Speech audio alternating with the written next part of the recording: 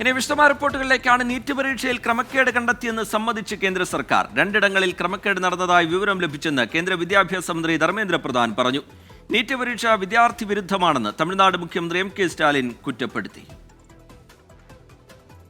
NEET പരീക്ഷയിൽ ക്രമക്കേടുണ്ടെന്നാരോപിച്ച് വിദ്യാർത്ഥി സംഘടനകൾ പ്രതിഷേധം ശക്തമാക്കുന്നതിനിടെയാണ് വാർത്താ ഏജൻസിക്ക് നൽകിയ അഭിമുഖത്തിൽ കേന്ദ്രമന്ത്രിയുടെ തുറന്നു പറച്ചിൽ. നാഷണൽ ടെസ്റ്റിംഗ് ഏജൻസിയിലെ ഉന്നത ഉദ്യോഗസ്ഥർക്ക് ക്രമക്കേടിൽ പങ്കുണ്ടെങ്കിൽ വെറുതെ വിടില്ലെന്ന് കേന്ദ്രമന്ത്രി ധർമ്മേന്ദ്ര പ്രധാൻ.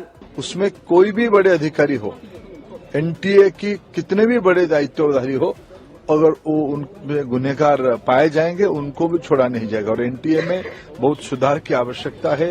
कुछ विषय एनटीए एक स्वायत्त संस्था था, लेकिन एनटीए की बारे में सुधारने की बहुत आवश्यकता है। सरकार उसके ऊपर भी चिंता कर रही है. ചോദ്യപേപ്പർ ചോർന്നിട്ടില്ലെന്നും ക്രമക്കേടില്ലെന്നും ആവർത്തിക്കുന്ന നാഷണൽ ടെസ്റ്റിംഗ് ഏജൻസിക്ക് കനത്ത തിരിച്ചടിയാണ് മന്ത്രിയുടെ പ്രസ്താവന. ഗ്രേസ് മാർക്ക് നൽകിയ 1563 ഉദ്യോഗാർത്ഥികൾക്ക് വീണ്ടും പരീക്ഷ നടത്താൻ സുപ്രീംകോടതി ഉത്തരവിട്ടിരുന്നു. എക്കാലത്തും നീറ്റ് പരീക്ഷയ്ക്കെതിരെ നിലപാട് സ്വീകരിച്ച തമിഴ്നാട് മുഖ്യമന്ത്രി എം.കെ. സ്റ്റാലിൻ വിമർശനം കടുപ്പിച്ചു. വ്യാപക ക്രമക്കേടും അഴിമതിയും ഇത്തവണ പരീക്ഷയിൽ നടന്നു.